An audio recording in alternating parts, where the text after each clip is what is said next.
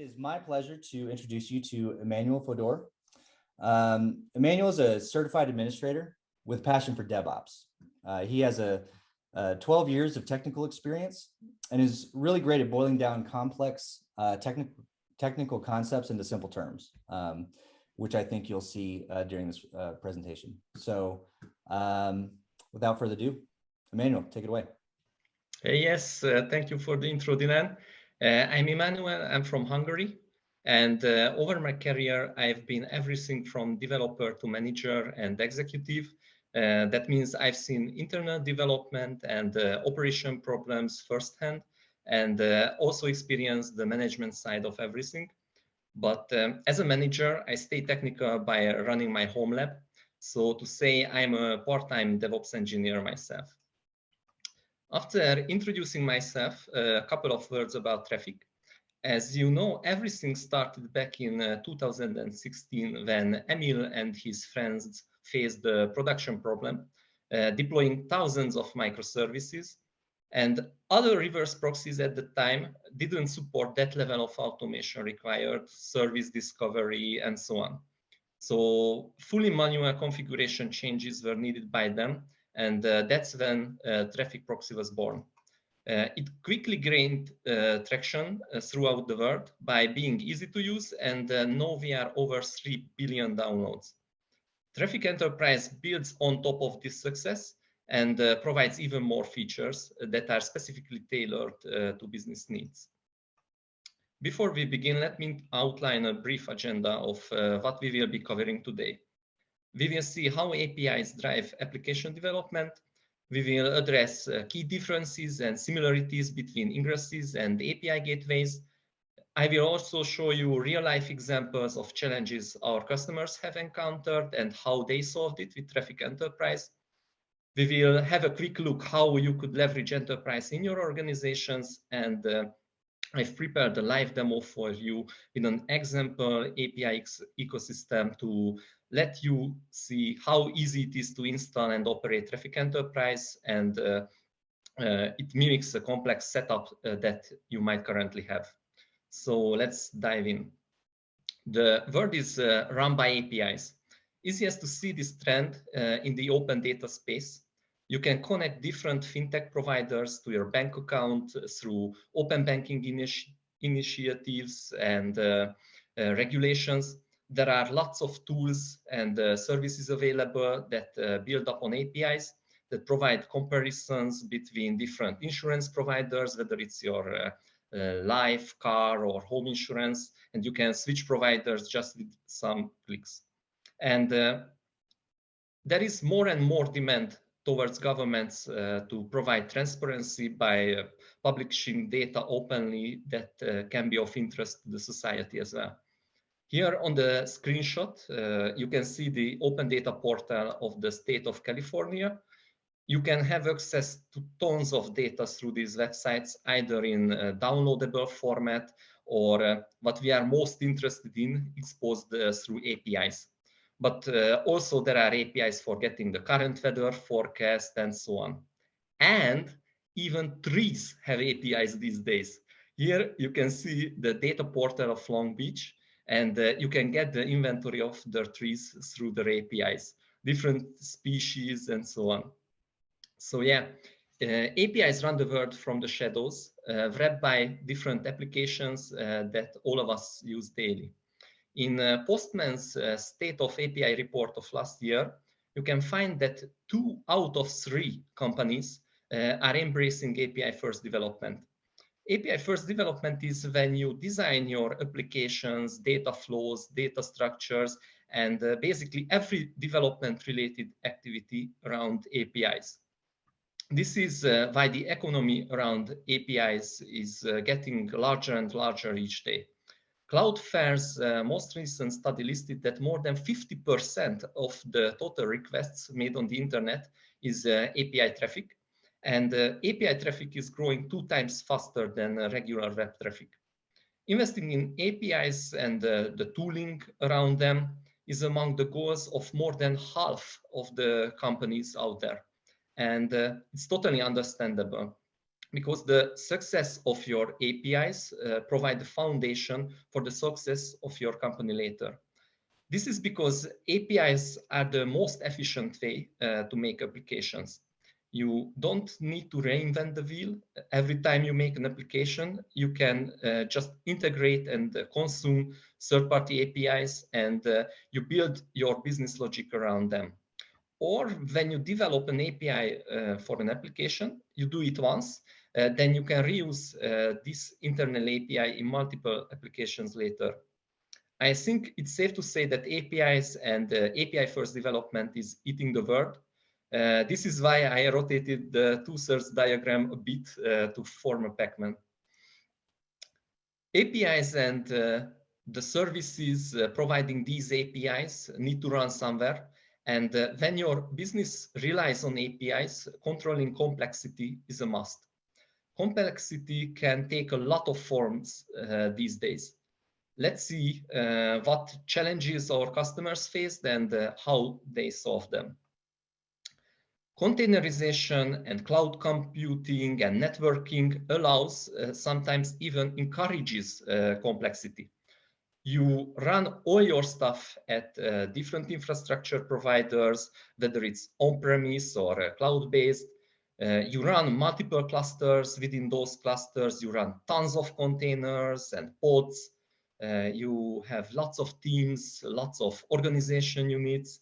So you finally end up with lots of microservices, which in turn results in super complex computing and super complex routing. This is what ADO and Leroy Merlin faced too. They are a large home improvement and gardening retailer with lots of employees and with even more customers. They are bombarding them with lots of requests and lots of orders all the time. And they needed to maintain a constant high throughput, and they couldn't afford to lose a single request. When they started using Traefik Enterprise, they found it's easy to manage and reliable. They could apply security and other options without the overhead of repeated boilerplate code, authentication, or rate limiting implementation in their different services. And they could use the same proxy instances for internal and external traffic. And also the built-in service discovery made routing and configuration easier. You know, Traefik Enterprise controllers are constantly looking for new services within your cluster. They generate the Ingress routing configuration automatically and push it down to proxies without service interruption. Enterprise even exceeded their expectations in performance and stability, as they measured that it could deliver 200,000 requests per second on their infrastructure and network setup, so they could even have more room to grow. With all the possibilities offered by tools at hand, you can easily have too many tools. Although these tools can be specifically made for a single use case, when you, so to say, hoard tools and integrate them layer upon layer, it becomes hard to maintain them from these different aspects. That is when the need for vertical integration comes into the picture, which means you replace multiple of your tools with just one. That is versatile enough to maintain your expectations, but provides easy maintainability on the long run.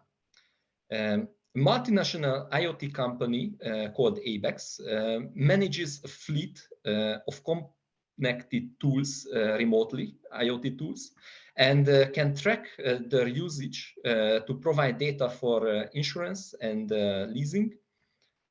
And they faced the challenge of too many software solutions at hand, as they had multiple networking tools scattered around many clusters. By using Traefik Enterprise at multiple layers as an ingress, as an API gateway, they could reduce the number of dependencies they rely on. They could allocate the personnel and resources to more challenging tasks, which also reduced the cost of training, and it also reduced risk of knowledge loss. For example, somebody with the special knowledge leaves the company. By unifying tools, they can spend very little time on training, and now the knowledge needed for operation and maintenance is written down and can be shared in the organization. And hey, that's every manager's dream. I've been there. And for example, it also decreases the time needed for onboarding. Besides architecture, complexity can also hit you hard with scalability issues and traffic spikes. And that's what happened to a mortgage company in the US. AmeriSafe is best known for the first truly digital mortgage experience to borrowers they provided. And technology and digital innovation are what drives their business model. They created a progressive migration scenario, which means while they were maintaining a legacy on-premises infrastructure, they started to have more and more cloud-based services at the same time.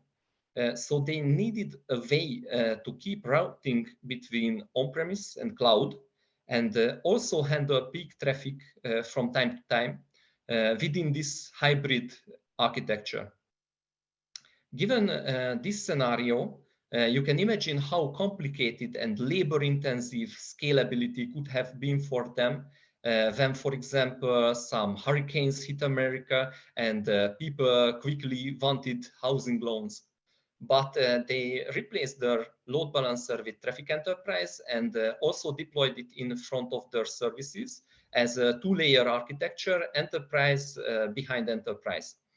It could handle easily their 40,000 requests per second traffic, and also provided them advanced security and centralized authentication. So using an API gateway, they not only got the desired elasticity to add and remove nodes as needed, but they also gained more on the long run. And scaling up a cluster at peak traffic sounds great at first, but our last example of complexity is the lack of automation. If you make changes manually to services, sometimes the same service or proxy is configured by several other people at the same time from the same team. And when editing a configuration file through SSH on a remote server, it's no fun when somebody does the same and overwrites your changes with theirs or just half of the changes. It can happen. Manual configuration management so was a key challenge for Axion as well, a French telecommunications company present in millions of homes. They had 250 internal applications with more than 1,000 API URLs. These constantly changed, and they started to see more and more configuration problems affecting their production environment. But with Traefik Enterprise as their API gateway, they could automate the configuration management across clusters, and it saved them countless of hours. They also support GitOps when the current state of your infrastructure is versioned in Git, and you make all changes to your infrastructure through Git and deploy it with the CI/CD solution. This way you gain auditability, and you can also roll back to the previous state just in one click. And another thing, Axion also experienced 20% improvement in latency compared to Nginx, the previous proxy, just by deploying Traefik Enterprise in production. No other changes were made, just deploying it. And By the way, you can find all these success stories and even more on our website if you want to know more, or if you want to see some architecture diagrams related to these, or if you want to show these to your manager to get approval for a very capable API gateway, if you know what I mean. So it's time, I think, to get into more technical details. So let's see what are the differences between an API gateway and an ingress. An ingress or an ingress controller in the Kubernetes terms is just a reverse proxy in front of a cluster, handling all incoming data flows and routing them to different services and ports. It handles TCP or UDP traffic. It provides or terminates TLS encryption, and can manipulate the request or the response data as well. The relationship between the cluster and the ingress is that there is always at least one ingress controller in a cluster, and that ingress is responsible for that cluster's traffic. So it's a single cluster operation. The API gateway builds on top of what we mean under an ingress. So it's like an ingress plus plus, an extension of an ingress. It can also serve many pods and containers. It can be deployed at the edge of a cluster, or if for whatever reason you want to keep your current ingress controller, it can be deployed inside of a cluster as another layer. But don't forget that we recommend unifying these tools. Everything what an ingress can do, an API gateway can do, but even more. The API gateway is specialized in API call execution, and by this comes the most benefits. It can provide you a curated list of application APIs as a single source of API-related information. It can talk to services hosted within the cluster it's deployed in. It can talk to your legacy infrastructure elements like services hosted on virtual machines. And it can also communicate with your cloud-based infrastructure components like serverless. To all this, it gives you unified access, and over access also access control, fine-grained control over the APIs. And you can define who can see what.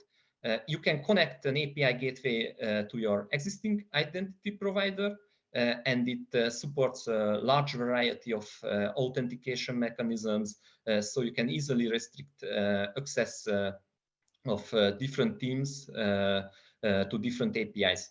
And instead of a manual proxy configuration, it can give you service discovery capabilities to follow how your infrastructure changes.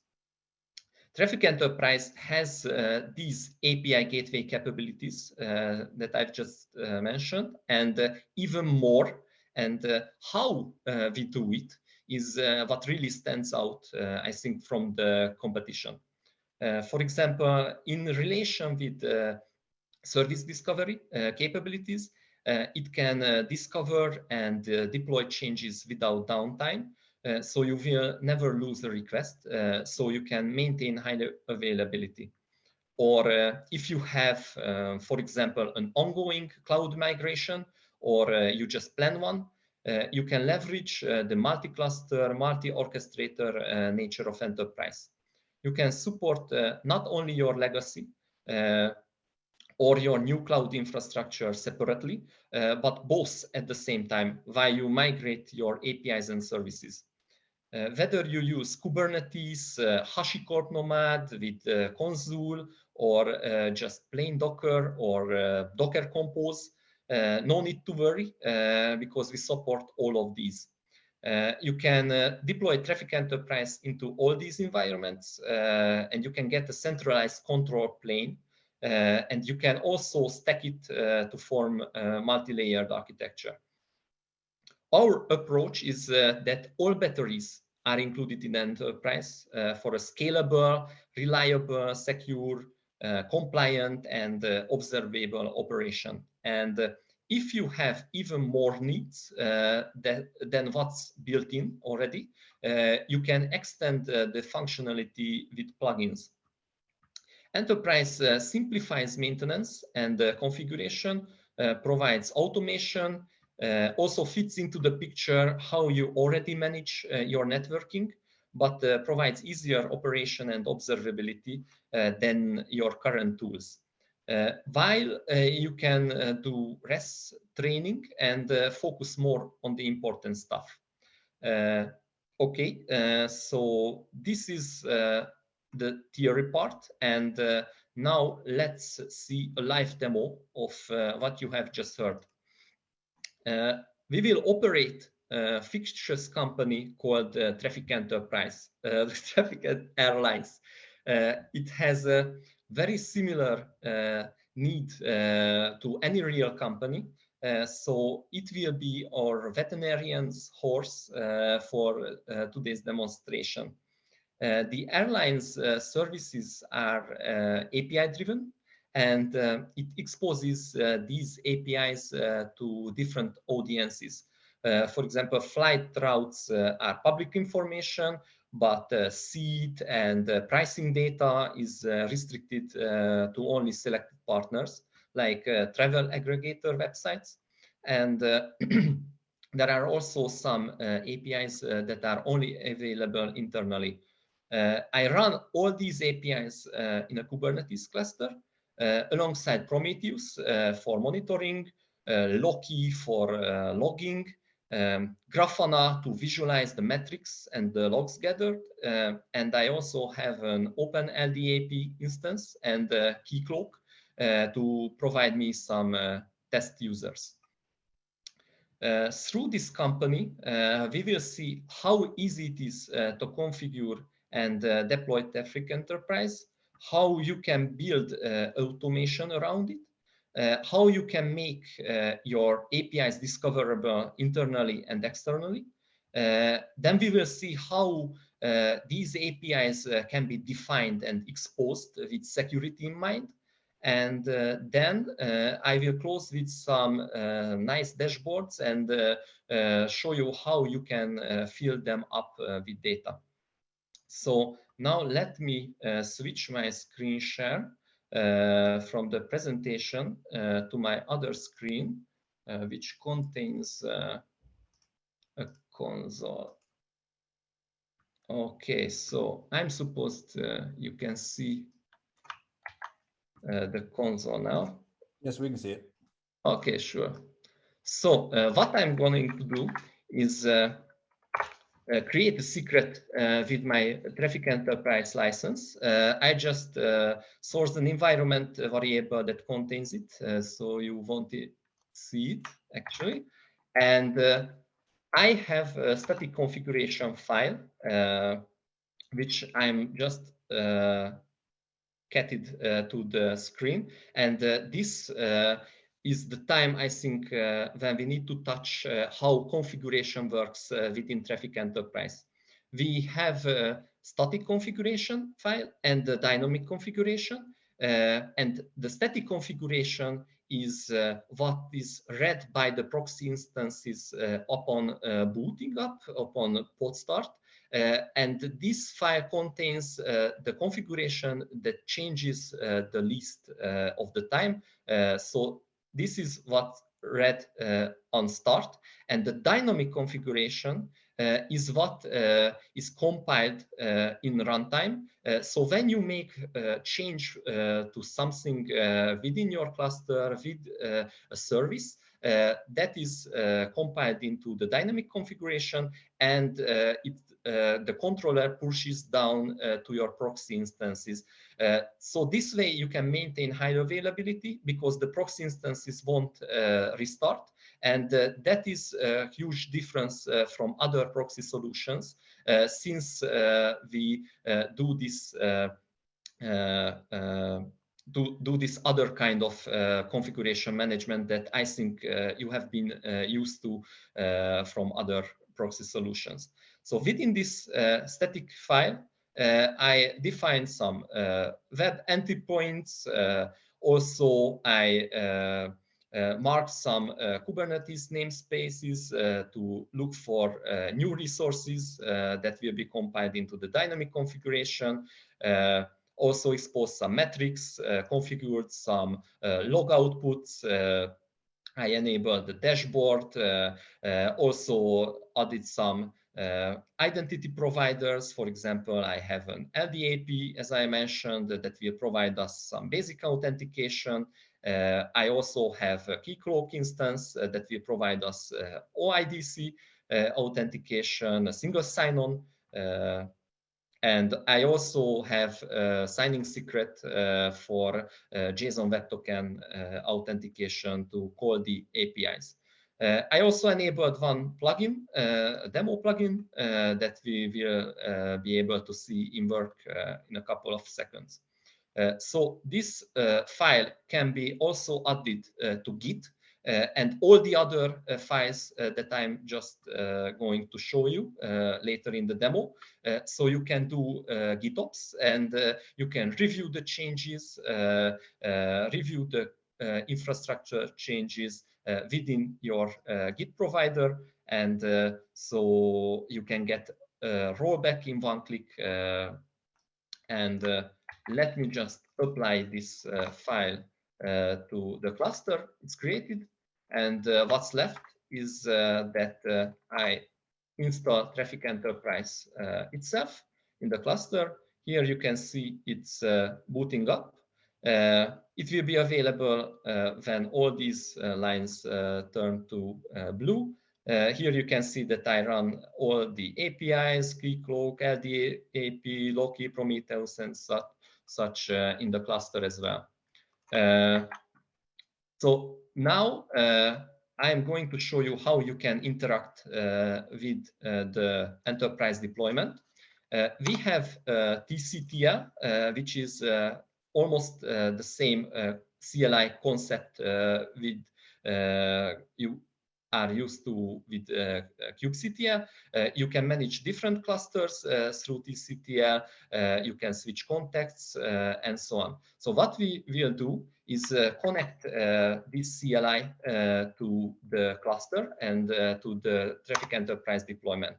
I create the configuration which contains all the certificates needed for the communication. I import this configuration file into TCTL and mark it as being used. So right now, I can do some operations on that cluster we have just seen. For example, I import a certificate for localhost that my browser understands and trusts. But if you run this in production, in the cloud, or wherever you have deployed it, you can use the built-in TLS through Let's Encrypt to automate all the certificate management. So now I have the certificate deployed for localhost, and let me just show another operation. For example, when I set everything up, I removed the Traefik Enterprise deployment from the cluster. So I have some remnant nodes that are marked as down. So for example, I remove all these down nodes so that I won't get health check errors on these that they are down. So I can remote control the enterprise deployment from the command line. So that's about the command line. Let me just expose the dashboard, the web dashboard. And we can see this through an Ingress route defined in the browser. So here you can see the enterprise dashboard. It contains all the information you probably need to check your cluster health, check your other services, routes, middleware, health, and so on. So I have a list of lots of routes defined here for the demo. And this, what you can see, this dashboard is just a read-only dashboard. So I cannot make any changes to the cluster configuration, to its state. So it's very safe to expose it within your DevOps team, for example, and you can have a single pane of glass looking at what is currently being applied within the cluster. For example, I can see here which middlewares are applied, which service this ingress route is routed to, and so on. I mentioned middlewares, and middlewares are plugins are come in hand-to-hand because we have a huge plugin catalog available online with predefined plugins that you can apply with just 2 lines in the static configuration, as I showed. And you can extend the capabilities of Traefik Enterprise through this. If you have some custom needs, you can surely create your own in-house plugins, and you can have private plugins deployed, custom tailored to your needs. And plugins are applied also in middlewares, and we have a lot of middlewares already baked in to enterprise. For example, we have rate limiting and header manipulation and lots of stuff what you mostly used to in the open source version as well. So let me just show you these middlewares, how they are defined and how you can use plugins. So after you define a plugin in the static configuration, mark it for use, you can define a middleware to it. And here I am just adding some demo headers to every request that I make, and we will be able to see it. Or also the LDAP authentication is defined as a middleware as well, so I can get connected to an existing organizational central source of users and provide some criteria who can access what. But here are also the JSON Web Token and rate limiting definitions as well. So this can be added to Git, and you can do Git operations over that. If we go to the browser to see it in use, for example, with the API authentication, I am logging in with user 1. And now we are able to see those demo headers that I just mentioned that are added to the request at the proxy. And I also able to see that here I'm logged in with user 1, so you can pass along any information you get from the authentication to the backend to provide some customization of the portal or the website you are just about to serve, also your APIs. And with APIs, since our main topic are APIs, we have an API portal, which is a core concept in Traefik Enterprise. Since you define APIs, you not just exposing it for use, but you need to provide it some visibility, some discoverability. And if you have an open API specification file, you can expose it within a portal. And here you can execute some requests and see the responses, error codes, and so on. So you get the full functionality of an API developer portal, includes some documentation and so on. This API portal right now is exposed without authentication, since flights data are open and publicly available for everybody. But if I go to another development portal, which I defined, and I will show you in a private window, for example, partners. Here I provided OIDC authentication, single sign-on through Keycloak, that this portal is only accessible by partners that, for example, I invited to collaborate. And so now I log in with the partner account. Okay, let's type the password. And here I can see not only the public API published, but also the API that is published only for aggregator websites. So I can define these portals, how many I would like. I have another one, for example, API portal here, which is forbidden for me, since it's just a simple error message I defined. And this is not available for me since I'm a partner, not an internal employee. So if I go to this portal with a new authentication as an administrator, I can access it and also see what is deployed, what is exposed to our partners, what is available publicly, and I can access all the API specification that is available only internally for company employees. Okay, so we have talked a lot about APIs. Let me show you how these APIs are defined, what we have just saw. These APIs are very simple right now within the demo. These are just static JSON servers exposed. And here I defined which partner portal or API portal is showing the open API specification to those.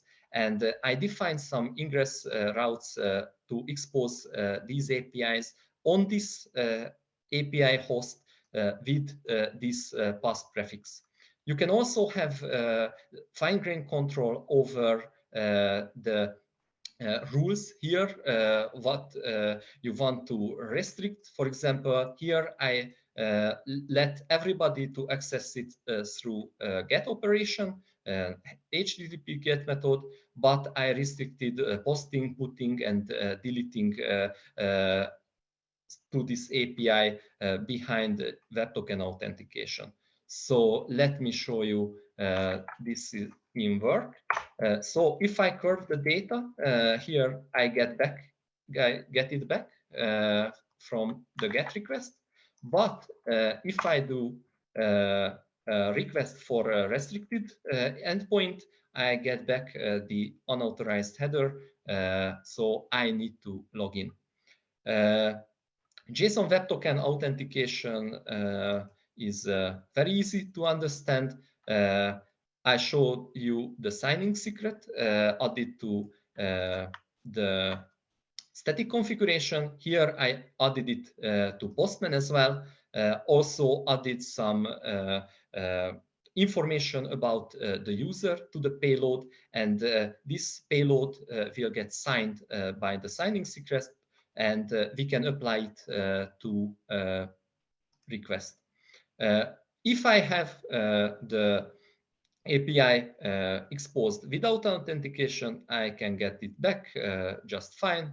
And if it's exposed through an authentication, if I apply it, it goes through, the request goes through, but if I'm not, I get back an unauthorized header.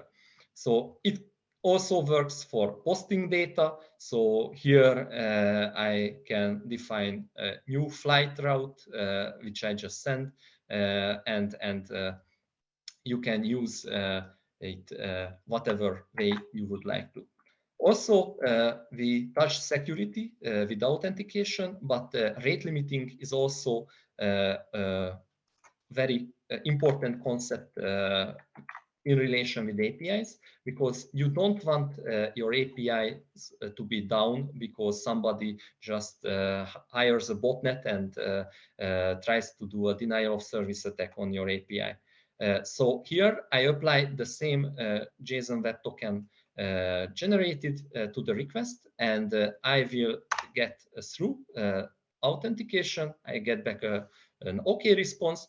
But if I apply this request too many times, I will run into some rate limiting. Here we can see that I am rate limited now. So the proxy got the request and dropped it. So my backend stays up and running. We have tried Postman, tried curl as well, but I have a simple client running in Docker on my laptop, which I can see here.